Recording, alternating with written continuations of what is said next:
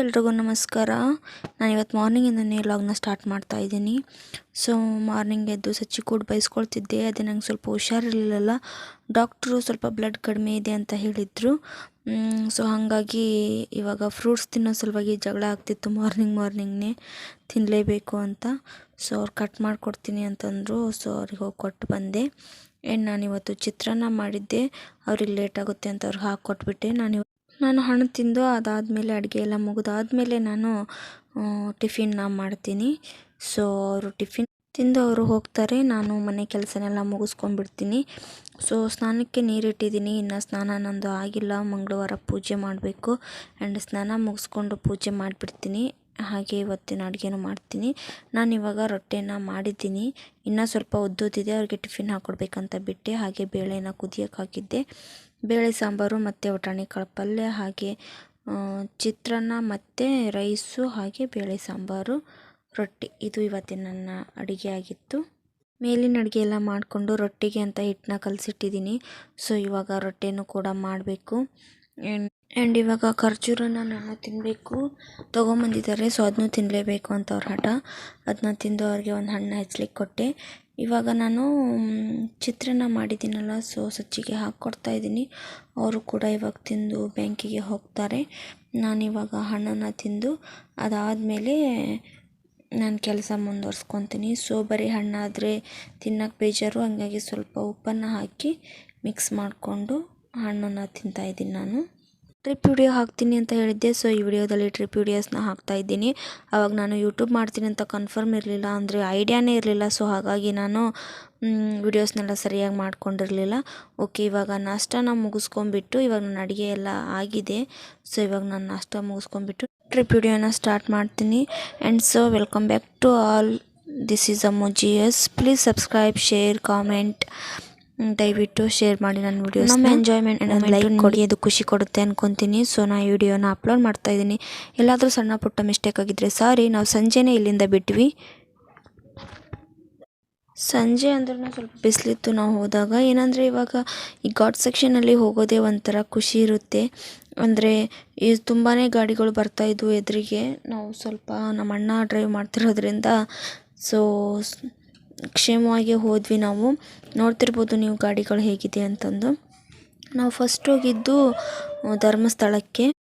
So ನಾವು ಹೋದಾಗ ಲೇಟಾಗಿತ್ತು. ಹೋಗಿ ಒಂದು ಹೋಟೆಲ್ನ ಬುಕ್ ಮಾಡಿಕೊಂಡು ಅಲ್ಲೇ ನೈಟ್ ಹಾಲ್ಟಾಗಿ ಮತ್ತು ಮಾರ್ನಿಂಗ್ ಸ್ವಲ್ಪ ಬೇಗ ಎದ್ದು, ಅಂದರೆ ನೀವೇ ಗೊತ್ತಿದೆ ಧರ್ಮಸ್ಥಳದಲ್ಲಿ ದೇವ್ರ ದರ್ಶನಕ್ಕೆ ಹೋಗ್ಬೇಕಂದ್ರೆ ಎಷ್ಟು ಪಾಳೆ ಇರುತ್ತಂತಂದು. ಸೊ ಹಾಗಾಗಿ ಬೇಗ ಎದ್ದು ಹೋಗ್ಬೇಕಂದ್ವಿ. ಹೆಂಗೋ ಅಂದ್ರೂ ಒಂದು 8 ಗಂಟೆನ ಆಯಿತು ಹೇಳೋದು. ಅಂದರೆ ನಾವು ಹೋಗೋದು ಅಷ್ಟೊತ್ತಾಯಿತು. ಸ್ವಲ್ಪ ಬೇಗ ಎದ್ದು ರೆಡಿಯಾಗಿ ಸ್ನಾನ ಮುಗಿಸ್ಕೊಂಡು ಹೋದ್ವಿ ದೇವಸ್ಥಾನಕ್ಕೆ. ಸೊ ಇವಾಗ ಲಿಫ್ಟಿಂದ ಇಳಿತಾ ಇದ್ದೀವಿ. ಇವಾಗ ನಾವು ಈ ಥರ ರೆಡಿಯಾಗಿದ್ವಿ, ನಾನು ಮತ್ತು ಸಚ್ಚಿ, ಹಾಗೆ ಇನ್ನೂ ಒಂದು ಫ್ಯಾಮಿಲಿ ಬಂದಿತ್ತಲ್ಲ.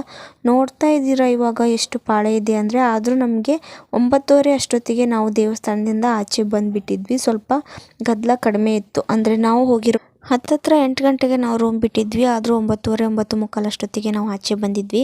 ಜಾಸ್ತಿ ಏನೂ ಗದ್ದಲ ಅನ್ನಿಸ್ಲಿಲ್ಲ. ಯಾಕಂದರೆ ಫುಲ್ ಡೇವರೆಗೂ ಪಾಳೆ ಹಚ್ಚಿ ಹೋಗೋರು ನೋಡಿದ್ದೀವಿ ನಾವು. ಅಷ್ಟು ಪಾಳೆ ಇರುತ್ತೆ. ಬಟ್ ನಾವು ಮಾರ್ನಿಂಗ್ ಬೇಗ ಹೋಗಿರೋದ್ರಿಂದ ಮತ್ತು ಪ್ರಸಾದನ ನಾವು ಮುಗಿಸ್ಕೊಂಡು ರಿಟರ್ನ್ ಇವಾಗ ಮತ್ತೆ ರೂಮ್ಗೆ ಬಂದು ಡ್ರೆಸ್ ಚೇಂಜ್ ಮಾಡಿಕೊಂಡು ಇವಾಗ ನಾವು ಅಲ್ಲಿ ಗಂಟೆ ಗಣಪತಿ ದೇವಸ್ಥಾನಕ್ಕೆ ಹೋಗಿ ಹಾಗೆ ಅಲ್ಲಿ ದರ್ಶನ ಮಾಡಿಕೊಂಡು ನೋಡಿ. ಇದು ಗಂಟೆ ಗಣೇಶತೆ ಅಂದರೆ ಓಪನ್ ಗಣೇಶ, ಸತ್ಗಡ್ ಗಣಪತಿ ಅಂತಲೂ ಅಂತಾರಂತೆ.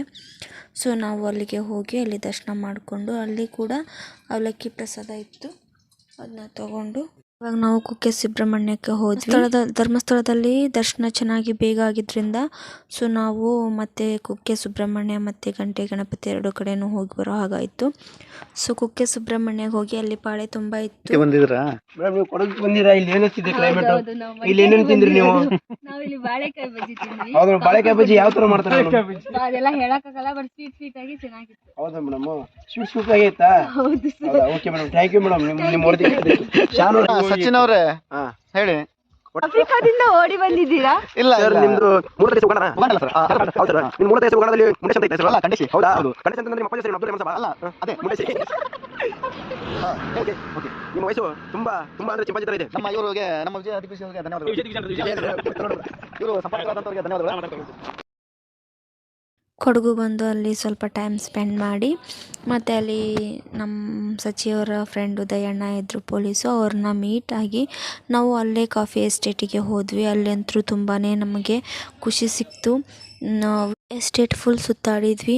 ಸೊ ನಮಗೆ ಯಾವ್ಯಾವ ಥರ ಬೇಕೋ ಹಾಗೆಲ್ಲ ಫೋಟೋಸ್ನ ತೊಗೊಂಡ್ವಿ. ನಿಜವಾಗ್ಲೂ ನಮಗೆ ಅಲ್ಲಿ ತುಂಬಾ ಖುಷಿ ಸಿಕ್ತು. ಅಲ್ಲಿ ಹೋಗ್ಬೇಕ್ರಿ, ಹೋದಾಗಲೇ ಗೊತ್ತು, ಅಲ್ಲಿ ವಾತಾವರಣದಾಗೆ ನಾವು ಎಂಜಾಯ್ ಮಾಡಿದಾಗಲೇ ಗೊತ್ತು ನಮಗೆ ಹೇಗೆ ಫೀಲ್ ಸಿಗುತ್ತೆ ಅಂತ. ನನಗೆ ಕಾಫಿ ಎಸ್ಟೇಟಲ್ಲಿ ಫೋಟೋಸ್ ತೊಗೊಂಡಿರೋದಾಗಲಿ ಅಥವಾ ಅಲ್ಲಿ ಎಲ್ಲ ಓಡಾಡಿದ್ದಾಗಲಿ ನನಗೆ ತುಂಬ ಖುಷಿ ಕೊಡ್ತು. ಸೊ ಅಲ್ಲಿ ಸ್ವಲ್ಪ ಫೋಟೋಸು ರೀಲ್ಸ್ ಅದನ್ನೆಲ್ಲ ಮಾಡಿಕೊಂಡು, ಆವಾಗ ನಮಗೆ ಯೂಟ್ಯೂಬ್ ಮಾಡ್ತೀವಿ ಅಂತ ಗೊತ್ತಿರಲಿಲ್ಲ. ಗೊತ್ತಿದ್ದರೆ ಚೆನ್ನಾಗಿ ವಿಡಿಯೋಸ್ ಮಾಡ್ಕೊಂಬರ್ಬೋದಿತ್ತು. ಸೊ ನಾವು ನಮ್ಮ ಮೆಮೊರಿಗೋಸ್ಕರ ನಾವು ಮಾಡ್ಕೊಂಡಿರೋದು, ಅದನ್ನೇ ನಾನಿವಾಗ ಅಪ್ಲೋಡ್ ಮಾಡ್ತಾಯಿದ್ದೀನಿ ಯೂಟ್ಯೂಬ್ಗೆ. ಸೊ ಸಣ್ಣ ಪುಟ್ಟ ಮಿಸ್ಟೇಕ್ಸ್ ಆಗ್ತಿರುತ್ತೆ. ಸೊ ಮಿಸ್ಟೇಕ್ಸ್ಗೆ ಸಾರಿ. ನಿಮಗೂ ಸಾಧ್ಯ ಆದರೆ ಹೋಗಿ ಬನ್ನಿ, ಇವಾಗ ಬೇಡ, ಸ್ವಲ್ಪ ದಿನ ಬಿಟ್ಟು ಹೋಗಿ. ಸೊ ನಮಗಲ್ಲಿ ದಯಣ್ಣ ತುಂಬ ಹೆಲ್ಪ್ ಮಾಡಿದರು, ಅವ್ರಿಗೆ ತುಂಬ ಥ್ಯಾಂಕ್ಸ್. ದಯಣ್ಣ ಡ್ಯೂಟಿ ಮೇಲಿದ್ದರು, ಆದರೂ ಸ್ವಲ್ಪ ಹೊತ್ತು ನಮಗೆ ಬಂದು ಮೀಟಾಗಿ ಟೈಮ್ ಕೊಟ್ಟು ಹೋದರು. ಸಂಜೆ ಮತ್ತೆ ನಾವು ಅವ್ರ ಕಡೆನೇ ಹೋಗಿದ್ವಿ. ನೋಡ್ತಾ ಇದ್ದೀರಾ ನೀವು ಇದೆಲ್ಲ ವ್ಯೂಸ್ ಹೇಗಿದೆ ಅಂತ. ನಿಜವಾಗ್ಲೂ ಇಲ್ಲಿರೋದೇ ಒಂದು ದೊಡ್ಡ ಖುಷಿ.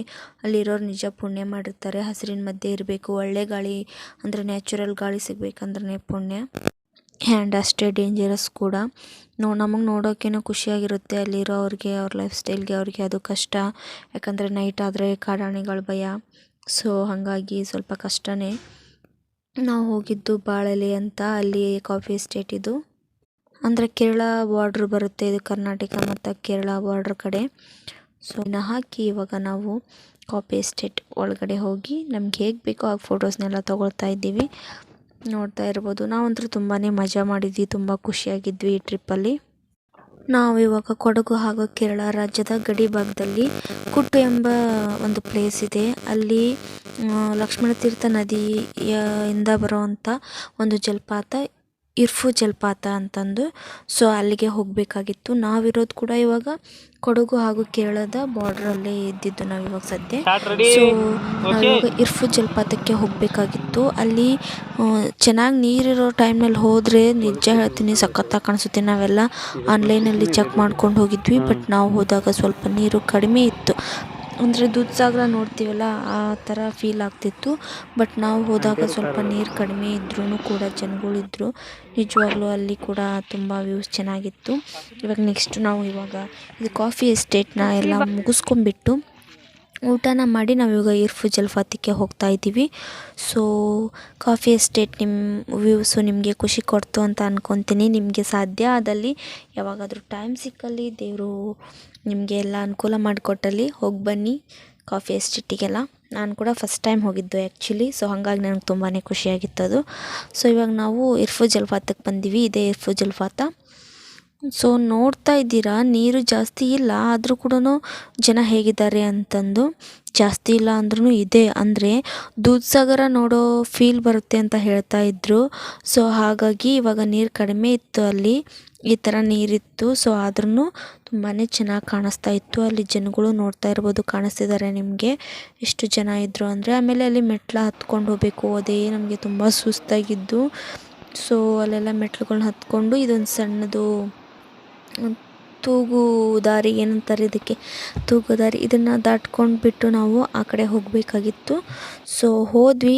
ಸೊ ಒಂದು ಸ್ವಲ್ಪ ಮೆಟ್ಲುಗಳಿದ್ವು, ಅವನ್ನೆಲ್ಲ ಹತ್ಕೊಂಡು ಅದಾದಮೇಲೆ ಇರ್ಫು ಜಲಪಾತಕ್ಕೆ ಬಂದಿದ್ದೀವಿ. ಸೊ ನೋಡ್ತಾ ಇದ್ದೀರಾ, ನಾವು ಅಲ್ಲಿಗೆ ಹೋದ್ವಿ. ನೈಟ್ ಬಂದು ನಾವು ಅಲ್ಲಿ ಸ್ಟೇ ಆದ್ವಿ. ಫೈರ್ ಹಾಕ್ಕೊಂಡು ಸ್ವಲ್ಪ ಮಸ್ತಿ ಮಾಡಿದ್ವಿ. ಅದಾದಮೇಲೆ ಊಟಕ್ಕೆಲ್ಲ ಅಲ್ಲೇ ಮಾಡಿದ್ವಿ. ಸೊ ನಾವೇ ಅಡುಗೆ ಎಲ್ಲ ಮಾಡ್ಕೊಂಡಿದ್ವಿ. ಅಣ್ಣ ನಮಗೆ ಚೆನ್ನಾಗಿ ನೋಡಿಕೊಂಡ್ರು. ಸೊ ಅಲ್ಲೇ ಅಡುಗೆ ಮಾಡಿದ್ರಿಂದ ಅಲ್ಲೇ ಅಷ್ಟರು ಸೇರಿ ಎಲ್ಲರೂ ಒಟ್ಟಿಗೆ ಊಟ ಮಾಡಿದ್ವಿ. ಆ್ಯಂಡ್ ಇದನ್ನು ನಾಗರಹೊಳೆ ಅಭಯಾರಣ್ಯ ನಾವು ಮಾರ್ನಿಂಗ್ ಹೋಗಿದ್ವಿ, ನೈಟು ಹಾಗೆ ಅವ್ರ ಆಫೀಸ್ ಕಡೆಯಿಂದ ತೋರಿಸಿದ್ರು ಅಷ್ಟೇ. ಒಳಗೇನು ಹೋಗೋಕ್ಕೆ ಬಿಡೋಂಗಿಲ್ಲ, ಅಲಾವಿಲ್ಲ ಅಲ್ಲಿ ಹೋಗೋಕ್ಕೆ.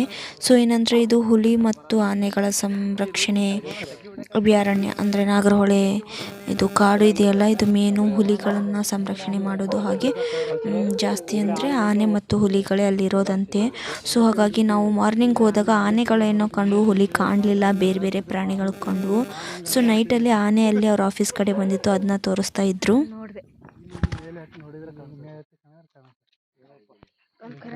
ಕರೆಂಟ್ ಐತಲ್ಲ ಆ ಕಡೆ.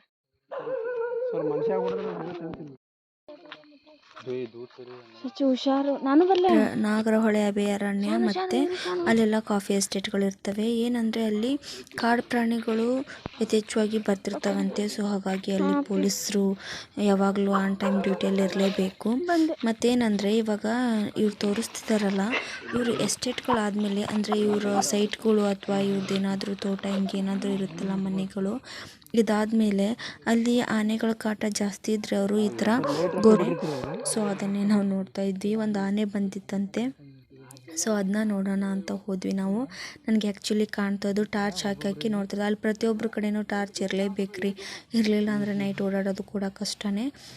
ಸೊ ಟಾರ್ಚ್ ಹಾಕಿ ನೋಡ್ತಾ ಇದ್ರು. ನನಗೆ ಕಾಣ್ತು ಅದು ಆನೆ ಮರಿ ಎಲ್ಲ ಆನೆನೇ ಕಾಣಿಸ್ತು. ನಾವು ಕೂಡ ನೋಡಿದ್ವಿ. ಅದು ಟಾರ್ಚ್ ಹಾಕಿದ ತಕ್ಷಣ ಆ ಸೈಡ್ ಹೋಯಿತು. ಅವ್ರ ಬೆಳೆ ಮತ್ತು ಪ್ರಾಣ ಅವ್ರಿಗೆ ಮುಖ್ಯ. ಸೊ ಹಂಗಾಗಿ ಅವರು ತಂತಿ ಬೇಲಿ ಹಾಕೋದು ಅಥವಾ ಕಂಬಗಳನ್ನ ನೆಡೋದು, ಇಲ್ಲಾಂದರೆ ಕರೆಂಟ್ ವೈಯರ್ ಎಲ್ಲ ಬಿಡೋದು, ಈ ಥರ ಎಲ್ಲ ಮಾಡಿಕೊಂಡು ಅವ್ರವ್ರ ಸೇಫ್ಟಿನ ಅವ್ರು ಮಾಡ್ಕೊಳ್ತಾರೆ. ಆದರೆ ನಮಗೆಲ್ಲ ಹೀಗೆ ನಾವು ಟೂರಿಸ್ಟರ್ ಹೋಗಿರ್ತೀವಿ, ನೋಡೋಕ್ಕೆಲ್ಲ ಇಷ್ಟ ಇರುತ್ತೆ. ಸೊ ನಾವು ನೋಡಿ ಬರ್ತೀವಿ. ಆದರೆ ಅವ್ರ ಜನಗಳಿಗೆ ಅಲ್ಲಿರೋದೇ ಅವ್ರಿಗೆ ಕಷ್ಟ. ಅವ್ರ ಬೆಳೆಗಳನ್ನ ಉಳಿಸ್ಕೊಳೋದು ಅವ್ರಿಗೆ ಕಷ್ಟ ಆಗಿರುತ್ತೆ.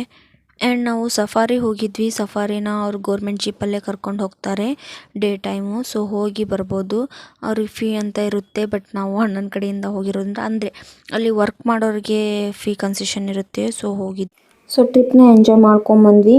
ಈ ವಿಡಿಯೋ ಇಷ್ಟ ಆದಲ್ಲಿ ದಯವಿಟ್ಟು ಶೇರ್, ಕಮೆಂಟ್, ಸಬ್ಸ್ಕ್ರೈಬ್, ಸಪೋರ್ಟ್ ಮಾಡ್ತಾಯಿರಿ. Keep watching. Thank you so much.